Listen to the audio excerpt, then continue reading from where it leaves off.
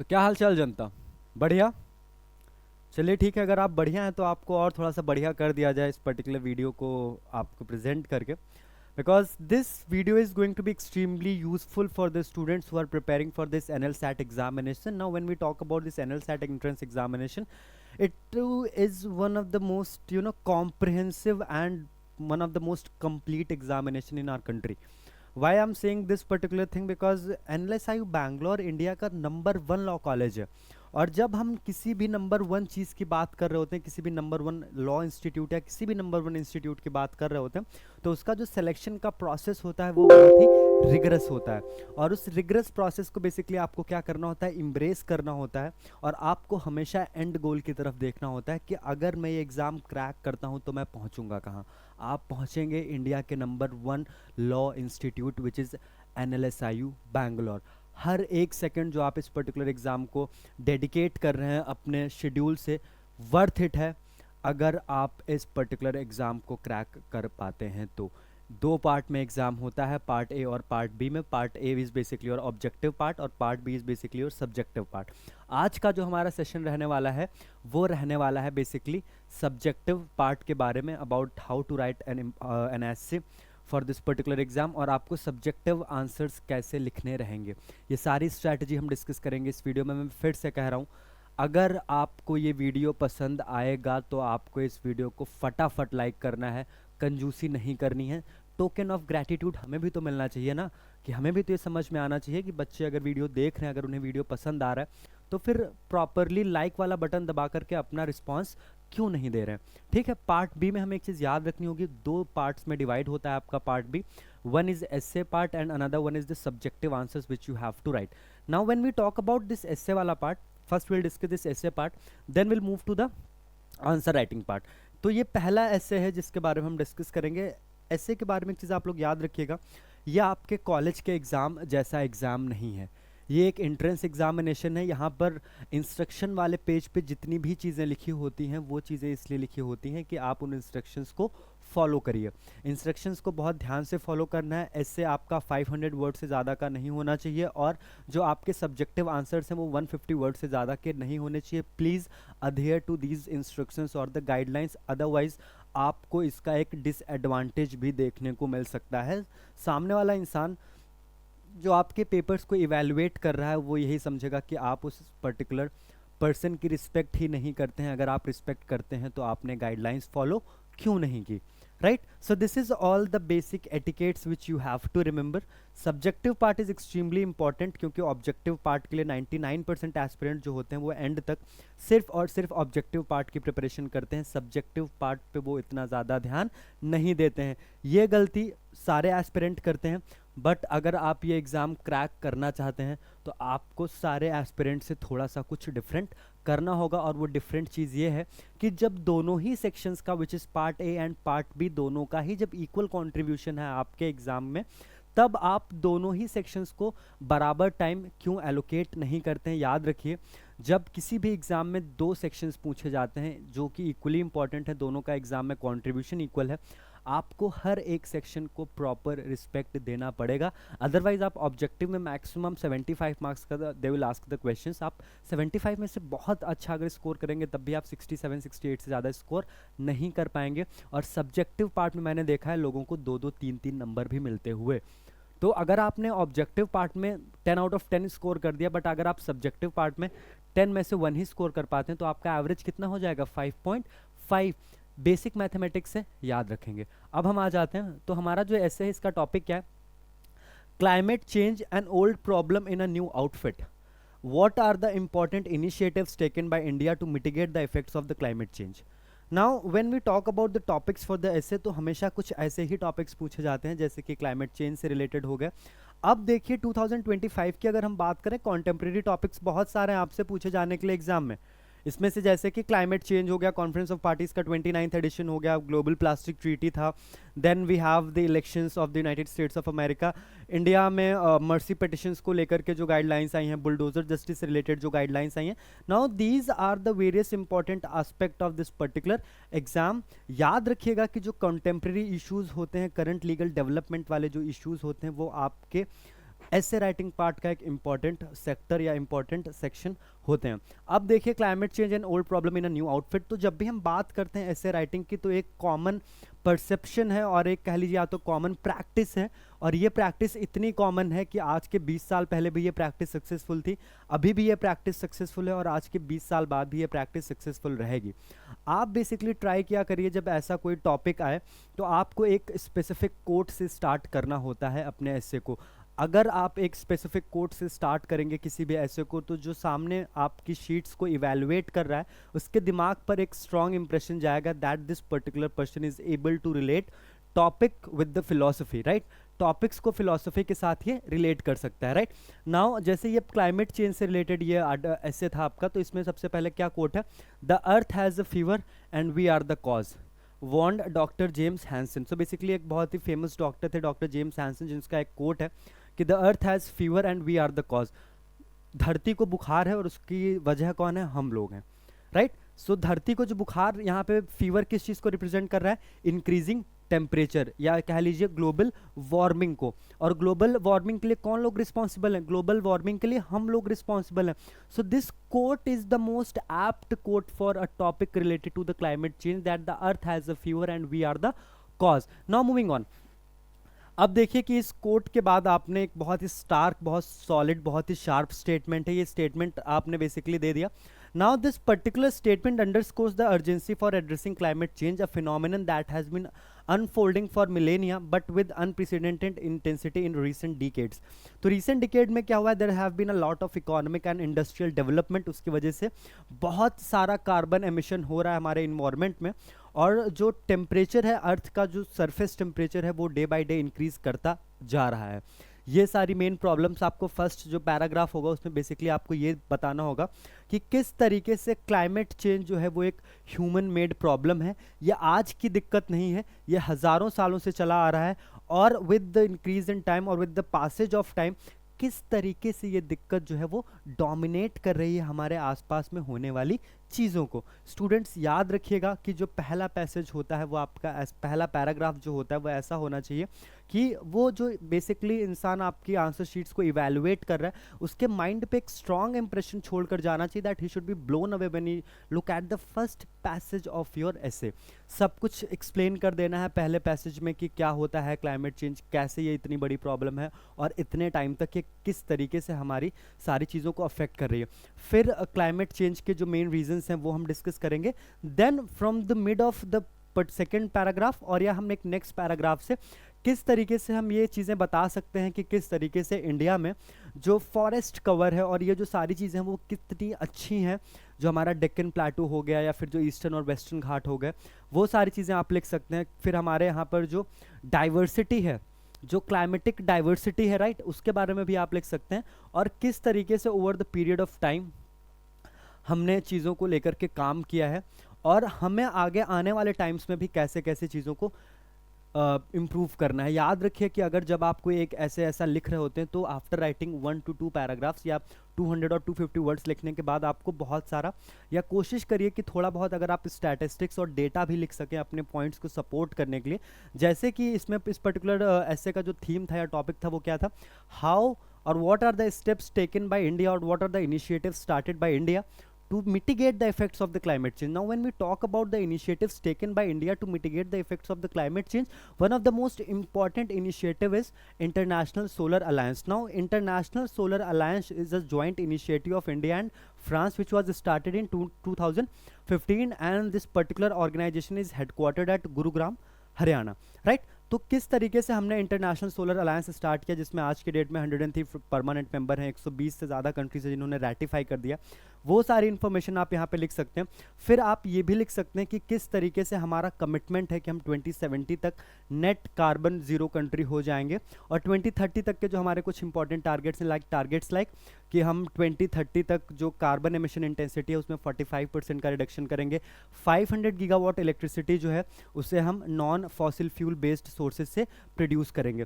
तो ये जो सारी कोर इन्फॉर्मेशन है या आपको बेसिकली 150 वर्ड से लेकर के 350 वर्ड्स के बीच में जो ये 200 वर्ड्स का एक विंडो होता है, इसमें आपको सारी कॉन्क्रीट, सारी फैक्चुअल इन्फॉर्मेशन देनी होती है, ताकि हर एक पॉइंट पढ़ने के बाद सामने वाली अथॉरिटी या जो सामने वाला पर्सन आपके ऐसे को इवेलुएट कर रहा है वो आपको ज़्यादा से ज़्यादा नंबर देने पे मजबूर हो जाए। फॉर्मेट आप कोई सा भी रख सकते हैं, पैसेज वाइज भी रख सकते हैं और पॉइंटर्स वाइज भी रख सकते हैं।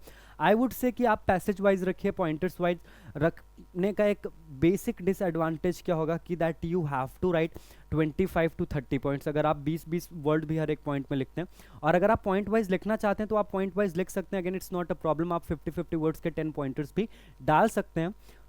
पॉइंटर्स थोड़ा सा ज़्यादा स्कोरिंग होते हैं, क्योंकि पॉइंटर्स में क्या होता है कि जो इवेल्युएटर होता है वो उसका जो फोकस होता है वो आपके पॉइंट्स पे होता है। So after evaluating your last point, उसने देखा कि अगर आपने 10 पॉइंट्स लिखे हैं तो वो ऐसा भी सोच सकता है कि ऑन एन एवरेज अगर 15 नंबर का आपका ऐसे है, मैं आपको चलिए हर पॉइंट के लिए 1.11 दे रहा हूँ, तो आपको टोटल 11 मार्क्स मिल जाएंगे। बट पैसेज में ये चीज़ पता नहीं चल पाती है कि हम कितना कंटेंट या हमने कितने पॉइंटर्स पढ़ लिए हैं।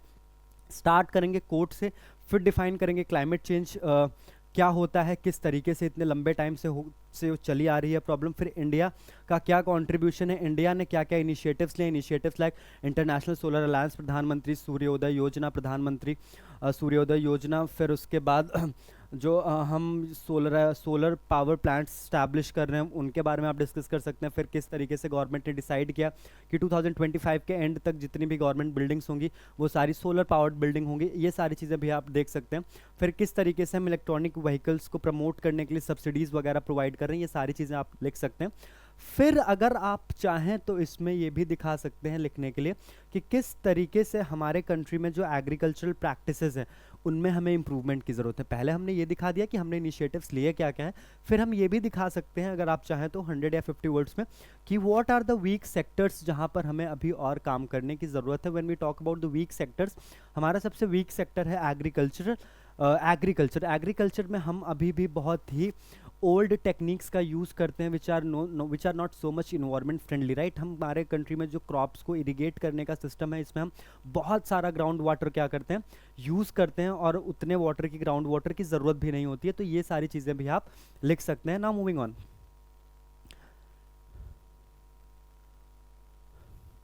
फिर किस तरीके से रिन्यूएबल एनर्जी एफिशिएंसी, और इंडिया का जो पॉपुलेशन है 1.45 बिलियन पॉपुलेशन, इस इतने बड़े पॉपुलेशन को एनर्जी प्रोवाइड करना, उसके लिए फिर एम्प्लॉयमेंट प्रोवाइड करना। आप इन दोनों ही चीज़ों के लिए आपको क्या करना होता है, बेसिकली फॉसिल फ्यूल पे डिपेंड होना होता है, क्योंकि fossil fuel sometimes are use to produce electricity. और हमारे कंट्री में आज भी जो सबसे ज़्यादा इलेक्ट्रिसिटी है वो कोल बेस्ड पावर प्लांट से ही प्रोड्यूस की जाती है, न्यूक्लियर पावर प्लांट से भी प्रोड्यूस की जाती है। तो ये सारी चीज़ें भी आपको मेंशन करनी होंगी। याद रखिए कि जब हमारे पास वर्ड लिमिट कम होती है, तब मैंने जो अभी एक शायरी, मेरी एक one of the most favourite line है ये, कि जब आपकी वर्ड लिमिट डिफाइंड हो, ठीक है, तो बस आपको एक ही चीज़ याद रखनी है, तू इधर उधर की बात मत कर, बता काफिला रुका कैसे। आपको इधर उधर की कोई बात नहीं करनी है, आपको पिन पॉइंटेड इन्फॉर्मेशन लिखनी है, ताकि हर एक पॉइंट पे सामने जो इंसान बैठ के आपकी शीट्स को इवेलुएट कर रहा है वो आपको मार्क्स देने के लिए मजबूर हो जाए। कंक्लूड करने के लिए एक बेस्ट इनिशिएटिव अगर आपके दिमाग में है, आप वो सजेस्ट कर सकते हैं, या आप जो एग्जिस्टिंग मैकेनिज्म्स हैं इस ऐसे को कंक्लूड करने के लिए उनके बारे में कुछ लिख सकते हैं। या अगर आपके दिमाग में कोई फ्रेश आइडिया है जो आपको लगता है that this idea can change the entire course of this mitigation of the effects of the climate change, तो आप उसके बारे में भी लिख सकते हैं। And with that you will conclude your ऐसे ऑन अ पॉजिटिव नोट, कि सामने वाला इंसान, फिर से मैं कह रहा हूँ, जो इवेलुएट कर रहा है उसको ये लगना चाहिए that you have a good foresight, आपके अंदर जो दूरदर्शिता है वो एग्जिस्ट करती है, राइट। फिर एक सेकेंड टॉपिक है ऐसे के लिए जो मैं आज आपके लिए लेकर के आया हूँ। नाउ प्लीज़ अगर आप चाहें तो अपना एक ऐसे इस पर लिख करके we can do a lot of things अगर आप इस ऐसे को लिखते हैं। So elections belong to the people, it's their decision. Now this is a very popular quote given by the Abraham Lincoln, elections belong to the people and it's their decision. This is a famous quote by Abraham Lincoln. Will the idea of one nation, one election impact this decision-making power of the people of this country? Now we are the one of the largest democracy in the world. Demo मतलब होता है people. We are one of the largest democracy in the world.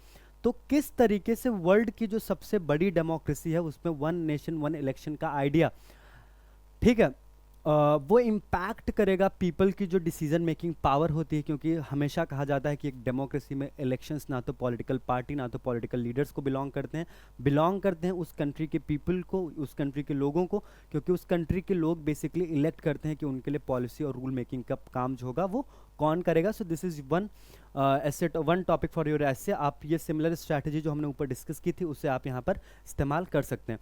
Now will move to the second part which is your question answer वाला section जो था, question and answers वाला. उस section के बारे में भी हम बात कर लेते हैं. क्वेश्चन और आंसर्स में बेसिकली एक पूरा प्रॉब्लम दिया गया. Sandeep was on holiday in a remote island when the government imposed a ban on interstate travel and restrictions on public movement. In response to the COVID-19 pandemic, consequently, Sandeep and a number of other guests were forced to remain at the Nice Island Hotel where they had booked rooms for the holiday. The hotel management put up signs throughout the hotel stating that wearing mask was compulsory for all guests and staff whenever they were outside their rooms. Some guests, however, refused to wear masks. The hotel management shut down various amenities in the interest of the guests' safety and announced that guests must stay in their rooms from 10 p.m. to 6 a.m. The hotel served meals in a communal dining area since many hotel staff had contracted COVID-19 and there were insufficient staff to deliver meal to the guest room. Sandeep tested negative for COVID-19 on the day of the government's ban on travel went into effect, but tested positive 2 weeks thereafter when he, along with other guests, were still confined to the hotel. Sandeep wants compensation from the hotel management, claiming that he contracted the illness because the hotel management did not enforce the rule about wearing masks strictly. As a result of which guests who moved about without mask and did have the illness infected Sandeep. The hotel management defended themselves by saying that Sandeep should ask for the compensation from the other guests since he most likely contracted the illness as a result of them moving around without mask. Will Sandeep succeed? So basically क्या है इस particular पूरा जो proposition है, इस proposition में वो basically ये बताने की कोशिश कर रहा है आपसे कि बहुत सारे लोग थे वो एक होटल में गए थे. जब वो लोग होटल में रुके हुए थे तब कोविड-19 स्प्रेड होना शुरू हुआ और वहाँ पर गवर्नमेंट ने क्या किया, ट्रैवल बैन लगा दिया और लोग एक जगह से दूसरी जगह पे मूव नहीं कर पा रहे थे. तो सारे ही गेस्ट को होटल में रुकना पड़ा. फिर एक गेस्ट थे संदीप, उनको होटल में से ही किसी के थ्रू उनको कोविड-19 हो जाता है. अब संदीप का ये क्लेम है कि उनको जो कोविड-19 हुआ है वो होटल ने जो रिस्ट्रिक्शंस थे उन्हें स्ट्रिक्टली इम्पोज नहीं किया, इस वजह से हुआ है. आपको बेसिकली ये बताना है कि जो संदीप का मोशन है, संदीप अपने क्लेम में सक्सेसफुल होंगे या नहीं होंगे. Now this is the guideline. On the basis of this particular guideline you have to answer the question. Each question is designed to allow for candidates to take alternative positions. Rather than trying to get to a right answer, candidate must identify key facts and norms and persuasively argue for their conclusion. Now, before going into the answer of this particular question, आप लोग याद रखिए कि NLS आयु बैंगलोर ने साफ साफ बोल रखा है कि when we talk about these subjective answers, there is nothing called correct answer. कुछ भी correct answer जैसा एग्जिस्ट नहीं करेगा. आपको ऑल्टरनेटिव पोजीशंस लेनी होती हैं, आप कोई भी एक पोजीशन ले सकते हैं. जैसे कि इस क्वेश्चन में आप अगर चाहें तो ये भी पोजीशन ले सकते हैं कि संदीप सक्सीड करेगा, या तो आप ये पोजीशन ले सकते हैं कि संदीप सक्सीड नहीं करेगा. जो मेन इंपॉर्टेंट चीज़ आपके लिए रहेगी वो आपकी बेसिकली रहेगी कि आपकी रीजनिंग क्या है, आपने क्या लॉजिक यूज़ किया है उस क्वेश्चन को आंसर करने के लिए. ठीक है, अब देखिए आपको की फैक्ट्स क्या क्या आइडेंटिफाई करने. तो अगर हम इस पर्टिकुलर पैसेज में देखें की फैक्ट्स की बात करने के लिए, सो गवर्नमेंट ने एक इंटरस्टेट ट्रैवल रेस्ट्रिक्शन कर दिया था पब्लिक मूवमेंट पे कोविड-19 पैंडमिक के बाद. सारे गेस्ट होटल के अंदर थे, हॉलीडे के जहाँ पे उन्होंने हॉलीडे के लिए होटल बुक कर रखा था, सारे पूरे होटल में पूरा मास्क पहनना कंपलसरी था. बट कुछ गेस्ट ऐसे थे मास्क फॉर ऑल, कुछ गेस्ट ऐसे थे जिन्होंने मास्क पहनने से मना कर दिया. होटल ने बहुत सारी अमेनिटीज़ थी उनको बंद कर दिया गेस्ट के सेफ्टी के लिए. 10 से 6 AM के बीच में कंप्लीट कर्फ्यू था, आप मूव नहीं कर सकते थे. जो मील्स थी वो कम्युनल डाइनिंग एरिया में ही सर्व की जाती थी क्योंकि बहुत सारा जो स्टाफ था उसको कोविड-19 हो चुका था. ना this is one such important information which you have to take into the account कि जब इस तरीके का रिस्ट्रिक्शन इम्पोज किया गया that between 10 AM and 6 PM 10 PM and 6 AM you can not go outside, और आप कम्युनल डाइनिंग एरिया में अगर गेस्ट को इन्वाइट कर रहे हैं डिनर या लंच करने के लिए, then they have to remove the mask while having their lunch and dinner, right? This is one such aspect जिसे आपको थोड़ा सा स्ट्रांगली जिस पे बारे में आपको सोचना है। तो जब आप कम्युनल मतलब एक कॉमन डाइनिंग एरिया में अगर आप लंच और डिनर के लिए लोगों को इनवाइट कर रहे हैं, क्योंकि आपके पास स्टाफ कम था, आप होटल्स में कमरों से कम रूम वाइज रूम जा कर के आप सर्व नहीं कर सकते थे मील, तो you have to make sure कि आपको ये मेक श्योर करना होगा कि आप इस तरीके से वो पूरे सिस्टम को ऑर्गेनाइज करिए कि जो सोशल डिस्टेंसिंग का फॉर्मूला है उसको मेंटेन किया जा सके और लोगों को मास्क, एक्चुअली में मास्क पहन करके तो आप लंच और डिनर नहीं कर सकते, राइट। तो इसीलिए now this is one such point जहाँ पर आप ओनर शिफ्ट कर सकते हैं होटल पे कि this is one such thing जिसमें बेसिकली जिसकी वजह से ये होटल की रिस्पॉन्सिबिलिटी हो सकती है। याद रखिएगा कि इनिशियली संदीप कोविड नेगेटिव था, बट 2 हफ्ते बाद जब उसका टेस्ट हुआ तो वो कोविड पॉजिटिव था। इसका मतलब ये है कि उसे होटल के अंदर ही कोविड हुआ, ठीक है। अब अगर होटल के अंदर ही कोविड हुआ तो होटल के ही आपको उन, अगर आप इस फेवर में हैं तो कि संदीप को कॉम्पनसेशन मिलना चाहिए, तो आपको वो रीजंस आइडेंटिफाई करने होंगे कि संदीप को किन किन वजह से कोविड हो सकता है जिसमें होटल रिस्पॉन्सिबल हो। सबसे पहला तो कम्युनल डाइनिंग एरिया, जहाँ पे आप लोगों को कॉमन एरियाज़ में इनवाइट करते थे लंच और डिनर के लिए क्योंकि आपके पास में स्टाफ की कमी थी। दूसरा रीज़न ये कि जो मास्क पहनने वाली पॉलिसी थी उसे स्ट्रिक्टली आपने इम्पोज नहीं किया। बट अगर आप होटल के पॉइंट ऑफ व्यू से चीज़ें रखना चाहते हैं तो आप क्या लिख सकते हैं इस आंसर में कि होटल हैज़ डन एवरीथिंग जो वो कर सकता था। उन्होंने साइन बोर्ड्स लगाए, बट उनके पास बट वहाँ के जो गेस्ट थे उन्होंने उन रिस्ट्रिक्शंस को अच्छे से फॉलो नहीं किया, इस वजह से कोविड स्प्रेड हुआ और बहुत सारा स्टाफ जो था वो कोविड पॉजिटिव हो गया था। तो होटल के पास में स्टाफ ही नहीं था जो हर रूम में जा कर के आपको जो रूम सर्विस या जो मील्स हैं वो प्रोवाइड कर सके, तो दे वर लेफ्ट विद नो ऑप्शंस और होटल के गेस्ट को वो भूखा नहीं छोड़ सकते थे। तो इस तरीके से आप होटल को भी डिफेंड कर सकते हैं और संदीप के लिए कॉम्पनसेशन भी आप डिमांड कर सकते हैं। याद रखिए कि आप जब भी आपको एक ऐसा आंसर लिख रहे होते हैं, the most common formula is IBC introduction body and conclusion. याद रखिए इंट्रोडक्शन में you just have to summarise the facts, then in the body आप किस चीज़ को सपोर्ट कर रहे हैं, इन लाइक 80 to 100 वर्ड्स आपको बोले, देर 2 लाइन का आपका इंट्रो हो गया, then the entire bodies of 100 words, फिर 30 वर्ड्स में आप कंक्लूड करेंगे और कंक्लूड करने के टाइम पे बेसिकली आप ये चीज़ सारे पॉइंट्स रखेंगे कि आप जो चीज़ डिमांड कर रहे हैं उसके पीछे का रैशनल क्या है और आपको एक्चुअली में चाहिए क्या। याद रखिए कि जब हम इन तरीके के आंसर्स की बात करते हैं कुछ भी सही और गलत नहीं होता है, आपकी रीजनिंग डिफाइन करेगी कि आपको कितने मार्क्स मिलेंगे। So students, this is all from my side. I hope आप लोग को ये वीडियो थोड़ा बहुत हेल्पफुल लगा होगा। अगर हेल्पफुल लगा है तो please do like this particular video and subscribe to the success mantra digital channel. We hope कि आप लोग अपनी प्रिपरेशन बहुत अच्छे से कर रहे हैं। अगर कहीं भी कोई दिक्कत परेशानी वाली बात हो, याद रखिएगा this entire team and management will do anything and everything for you to succeed in this particular exam.